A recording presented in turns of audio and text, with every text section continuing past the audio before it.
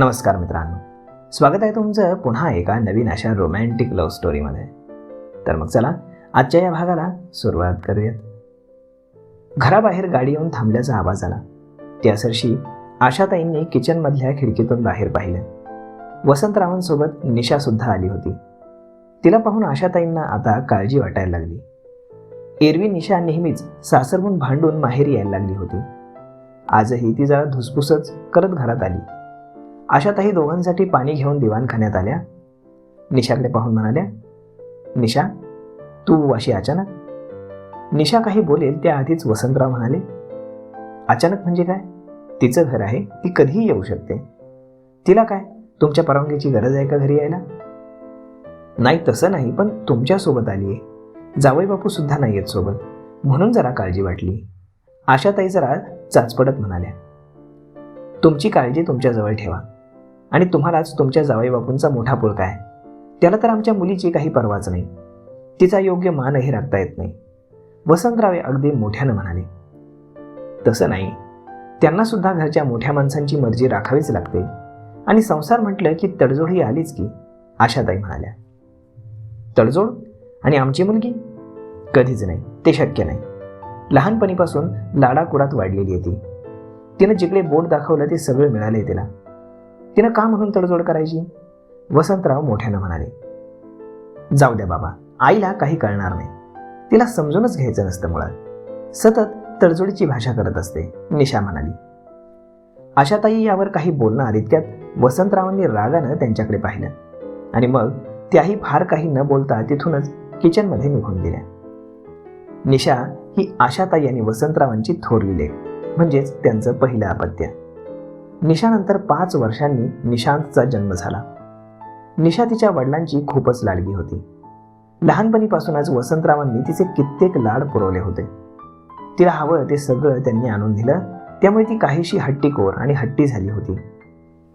मोठी होता होता तर ती एखाद्या गोष्टीसाठी पार हट्टाला पेटायची. वसंतरावांना मात्र मुलीच्या या वागण्याचं कौतुकच वाटायचं. आशाताई तिला खूप समजावून सांगण्याचा प्रयत्न करायच्या, पण ती आईचा अजिबात ऐकायची नाही.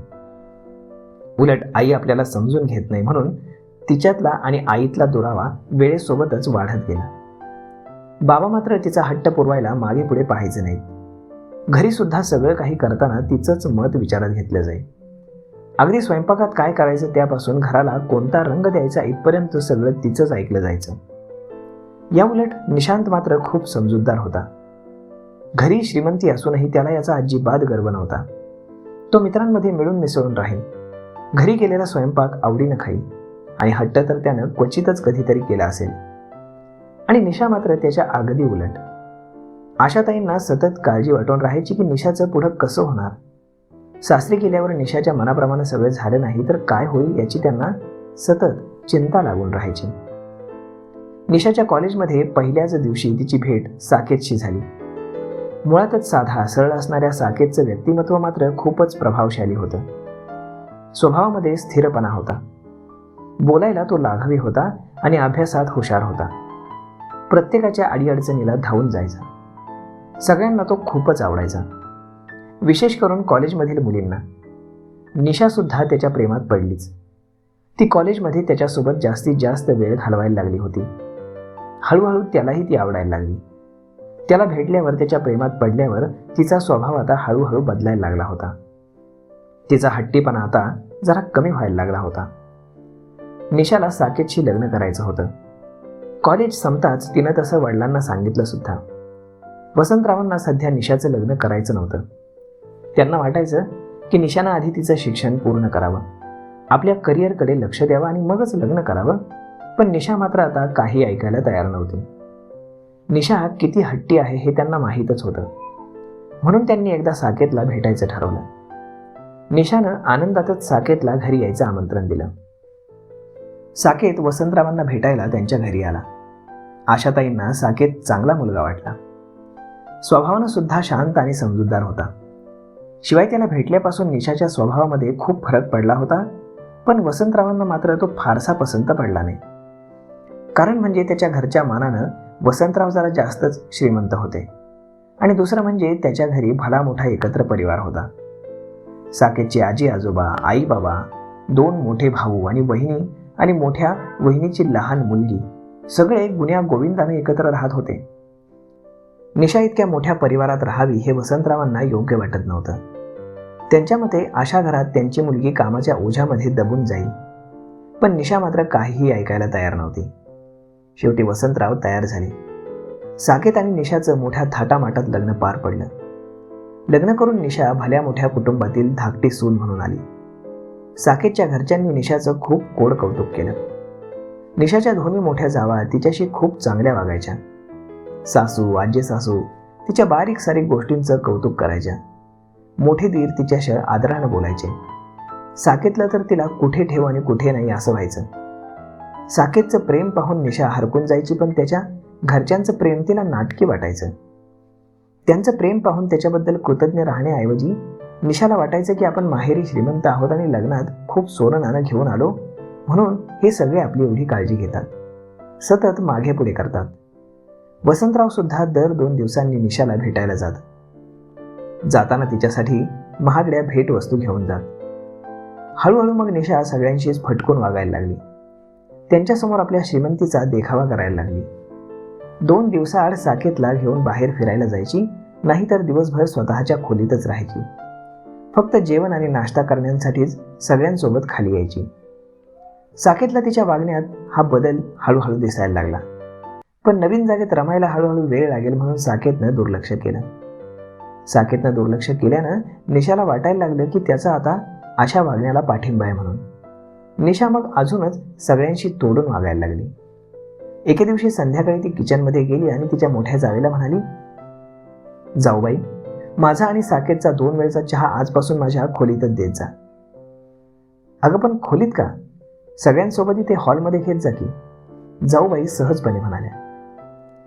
तुम्हाला जेवढं सांगितलं ना तुम्ही तेवढंच करा, बाकी माझं मला चांगलंच समजतं, निशा अगदी फणकाऱ्यानं म्हणाली. तिच्या जाऊबाईला तिची ही बोलण्याची पद्धत आवडली नव्हती.